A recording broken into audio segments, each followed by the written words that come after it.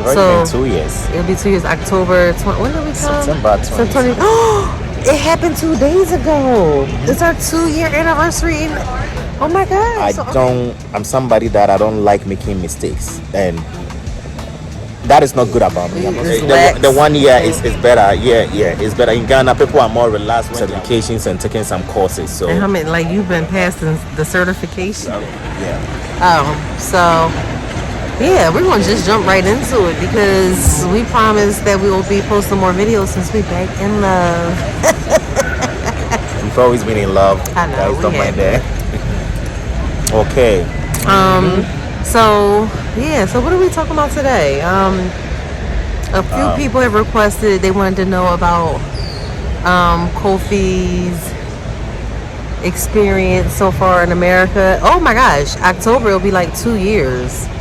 It's already been 2 years. It'll be 2 years. October 20. When did we come? September 20. Oh, it happened 2 days ago. It's our 2-year anniversary. Oh my gosh. So okay, this is our 2-year anniversary in America. I won't be doing much talking today. No, you can't. You know, she's the talker in the relationship. So no, you're the talker in the relationship. I'm the talker on YouTube. She is the one. Anyway. All right, so 2 years here in America, in the United States of America. I hope y'all can hear me. Wait, let me do a mic check real quick. We're gonna come right back. That's fine. All right, I think that's a little bit more quiet. Oof. We are here in Bethesda, Maryland. It's a little dark, so I hope you can see and hear us. That's fine. 2 years in the U.S., 4 years in our marriage. How? So I can ask you a question, and I guess you can answer the questions. Okay. So first question is, just what has been your overall experience been like here? Overall in terms of like in general? Just in general, like overall, like on a scale of 1 to 10, the transition, like just overall, and then we can do like specific, like what's been your overall experience? Okay. Living in the States. Overall experience living in the States. Yeah. I would say it's been great, but adjusting has not been easy in terms of culture shocks, in terms of work ethics, and also in terms of lifestyle activities like food and other basic life stuff. It hasn't been easy adjusting. So, but so far, before I came to the US, I've been working with foreigners for I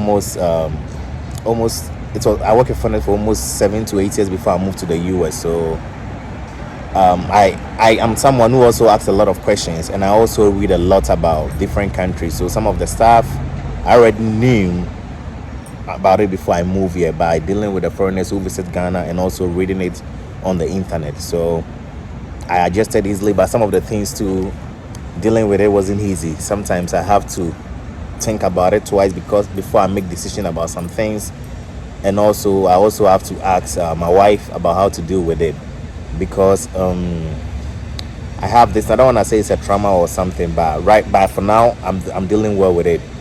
I'm somebody that I don't like making mistakes, and that is not good about me. I'm not saying that is good. It's not good at all. So I don't want to take some risk and make a mistake about it. If I make a mistake, I'm gonna feel it's gonna ruin my day, ruin the moment, and I'm gonna feel so bad about it. So sometimes I don't want to do something. So when I move into this country, I find it hard to try new things, even food, even other stuff.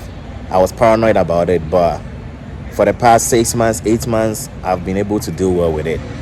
So far, in general, my experience has been great so far, and I think I've adjusted so well. Okay. Yeah, you can. So you said, but so let's go down the line, because you mentioned culture shock.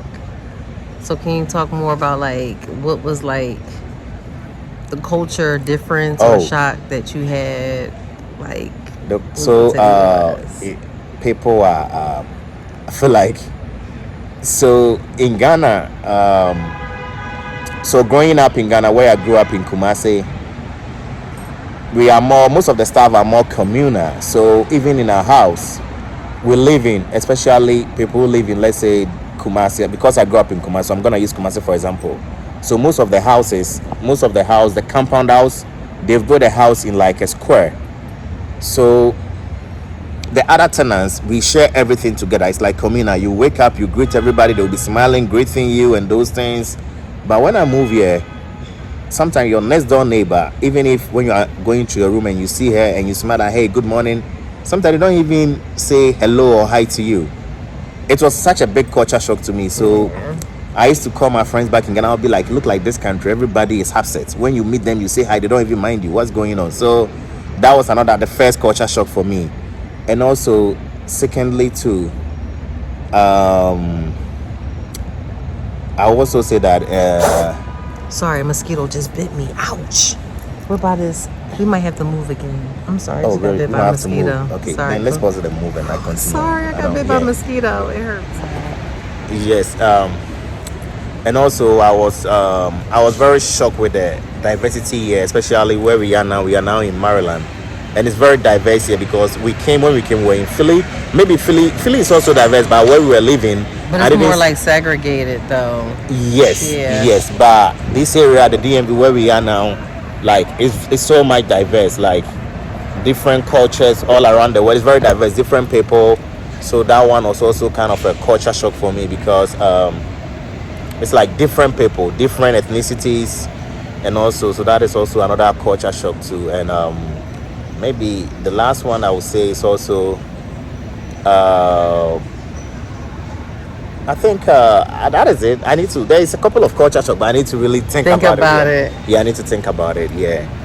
All right, and then you said something along the lines of like work ethic. I think that's what you said. Yeah. I feel like I'm Ghanaian by no offense though, but in Ghana, the workspaces, like both the public sectors and the private sectors, I don't feel like our professionalism is very, if compared to here, our professionalism is not good. The one year is better. Yeah, it's better. In Ghana, people are more relaxed when they are working, but for here, people don't really joke with what they do, whether working for the government or working for themselves. Their professionalism is very top-notch. So when I came here, that one I was very shocked about that because people don't joke with their business. Yes. So do you think that caused more stress though here? Like how we do take everything serious, like the grind culture, work hard.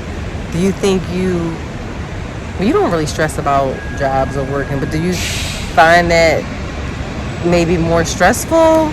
But it goes both ways. So if like in Ghana, people will not be that professional, so it stresses the customers. But for here, the customers might be less stressed, and the people who are working it stress them. So, okay, So with your question, I would say, I mean, in Ghana too, some jobs are stressful because imagine working so hard and they pay you less. So it also goes both ways. I also think that Ghana, maybe people are not top-notch professional because they don't get paid well. But that shouldn't be the case too. Like you should have passion for your job. You get my point. What. So, but people play a lot. Not all, but some people also work so hard in Ghana. They are very professional, honestly. But I mean, compared to here in general, yes. All right. So I don't know where we left off at. We have to keep moving because the sun is going down. Oh, I was talking about professionalism. Oh, well, we can continue. Oh, professionalism. How they take their work seriously. Yeah. Well, speaking of professionalism, like, can you speak? You can also come in because No, this is about you. It's all about. Okay. Kofi, that is my experience. Whatever I'm saying is my experience. So yes. I'm sharing my opinion and yeah. So I'm thinking more so. Oh, go ahead. Oh no, feel free. What were you saying? I was going to ask more about like your experience as far as like working, like making connections. Like, what was that like for you? Because I know people who are watching, you want to bring your husband, or if you're coming, like, what is that like as far as like, how did you like get jobs and get connections and all that kind of stuff? I think when we got here, I started working like 2 weeks or 10 days.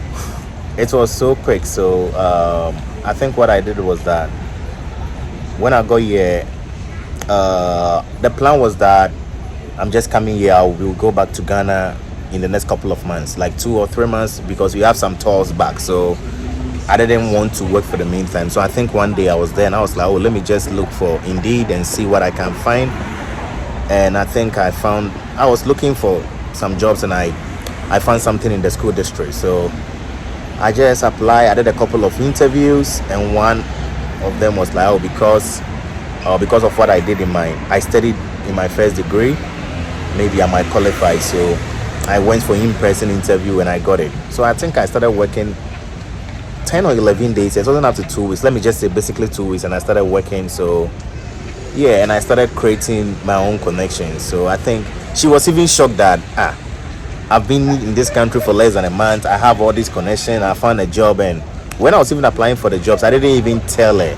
Not that I didn't tell her because I decided not to tell her, but I was thinking that maybe I wouldn't even get a job or something like that. So I was just doing it just to do it. And later on, I was like, oh, I wasn't driving here because I didn't have my license. So I was like, oh, can you drop me? I need to go to an in-person interview. And she was like, what? And you didn't tell me? I'm like, oh, I didn't know I'll get it or something. So she drove me there, and I went for the in-person interview, and they told me that, okay, good. They're gonna hire me and those things. So yeah, after that, I started working. And that's when we were in Philly. That was in Philly, yes. And then when we were in Philly, you were going back and forth to Ghana a lot because you had the tours, Yes, and you had to go back and yes. forth and still like kind of settle some things in Ghana. So I think my first job, they were disappointed because I have to give them an excuse about a family emergency because I need to go to Ghana. Family emergency. Yeah, I need to just do that because I had to go to Ghana and do my tours and those things. So they were like, oh, you are leaving us. But when I went to Ghana, I was in Ghana for about 3 or 4 months. So I emailed them that blah blah blah, I will not return anytime soon, so I had to resign. But when you came back, didn't you go back to the same company? When I came back, I didn't go back to the same company. So I was very lucky because when I came back, I emailed that company you did back. Another company. And it was like, yes. So when I came back, I also applied for another job with the school district. Okay, this one was like a contractor, but they work for the school district. And that one, I thought I wouldn't get that job because I was like, I don't have any education degree in the US, and they wanted education degree, so I just did it anyway. And they were like, oh wow, because of your experience in this and this and this and this, okay, they're gonna give it to me. And I'm like, wow. And I did that job too for only a month or two, like 2 months. Because then you got the connection and the job in I got the DMV, and that's 2 months, and I also got another connection in the DMV. And when I came here too, for the DMV connection, so I had a connection, and my friend hooked me up with a job, and I got that job too. So when I got that job, I also wanted to get another job in addition because, and that friend helped you get the other job at the school district. And another friend also helped me with another job in the school district in Montgomery, Maryland. Yeah. And I also got a job at the school district too. So I was like, I just thank God because I'm like, oh, I didn't have any experience working in the US in the school district, but since I came here, all my jobs have been in the school district. And it's been easy. Like you've been doing, I had no parts. yeah. She was even shocked. So I was shocked. And the coincidence is that like you were a teacher, so you're gonna be like, oh, maybe she tried to connect me back. No, she didn't know anything about it. She always found out later on. Yeah. And what else can you say too about like your trainings that you've been doing that I was shocked about? Like you've been doing trainings and schooling for what? Oh yeah. You mean the IT? Yeah. So I have my bachelor's in computer science in Ghana. So I also want to continue. I also want to get an IT job or get into IT career. So I've been working on some certifications and taking some courses. So and how many, like you've been passing the certifications? Yes. I've been piling up the certifications. So I'll get there. Yeah. You got all the certs, and I was just like, like I did nothing. Yeah, I've been working on some IT certifications, so and I've been studying as well, and it hasn't been easy working, studying, and those things, but yeah. But so far, I've been adjusting so well, and I thank God, and everything is good. It has been good for me. It has not been easy, but as I said, with the help of my wife, things are going smooth. So what advice would you give to like anybody from like Ghana or from any country, maybe West Africa, Like, what advice would you give anybody moving here, you know, to set up life? Like, what advice, what would you say, especially like for like married couples, maybe, you know, Black Americans married to Ghanaians? I know they be wanting to know, like, what advice would you give as far as like when you come here and getting adjusted, I guess, as like a Ghanaian man husband? Like, what advice would you give or say, like, as far as adjustments and getting started up in the U.S.? The advice that I can say is that when you come, don't limit yourself. Like, I do understand that our uncles and our aunties who came here earlier on, maybe because they didn't have degree or some level of education, they were doing other jobs or some sort of jobs. But what I can say is that when you come, don't underestimate yourself. Don't think like because you are an immigrant, you just move here, so you want to do any other job just to make money. Like you can get a professional think job, outside like the capacity, whatever it is. Even if you don't have some education degree you don't have some college degree or something, still think beyond that capacity and start searching for something better. And that is what I can say. Just keep pushing, aim high, and you can find something better than that. That is all that I can say. And also, when you also come here, you don't have to limit yourself. You need to grow in whatever you are doing in the career and everything. You need to take courses, get certifications and everything, because if your wife brings you here, that means automatically you are good enough to get a either green card, work permit, and eventually become a citizen. So you can get some sort of jobs. So start push yourself harder to that level. And what I can say, like, you got to be a go-getter and independent. Honestly, I've been impressed because I didn't do much. I didn't, to take the pressure and stress off. Like, I didn't do much. I think I helped you with your resume like probably 4 years ago. Like, even with this new resume, this was a long time ago. When we started in Ghana. Yeah, like, so even with your resume, you've been doing, like, he's been doing everything, and like I appreciate that about Kofi. But I just feel like even in Ghana and here, you've always been like a go-getter. You've always been like the person that make things happen. You've always like been that person anyway, so you have to have that. And I feel like whoever you were in Ghana, translate, you'll be the same person here when you get to the U.S. It's not like this magic wand where you're going to change. So he's always been a go-getter. He's a CEO, in Ghana, make things happen. So for here, he's using those same like leadership skills that I'd appreciate, because I just ain't got the capacity.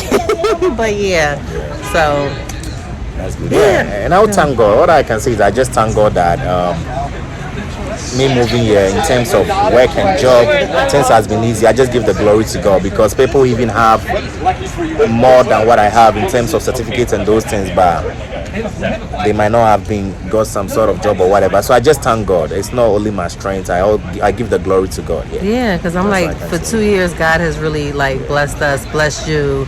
Like, it's been moving. Like, the things that he accomplished in 2 years, it take people sometimes 5 to 10 years to accomplish. So again, like, just giving the glory to God, because it happened pretty easily. It's just our marriage that needed a lot of work. So I think that's it. I know people have been talking about like the process, so maybe we'll come back and we'll try to do process? better, like the process it took for you to get here. Oh, immigration process. Yeah, that you did. He did that too. So maybe we'll come back. We're on Friday, our date night, so we're in Bethesda. Date nights. So maybe we'll try to come back again and talk about that, right? Yep. All right. So like, share this video, like this video, subscribe to our channel. I gotta do all the pluggy stuff. Just because we just want more people to know about the realistic or authentic life of like living bicontinental. Right? Guys, see you later. Bye.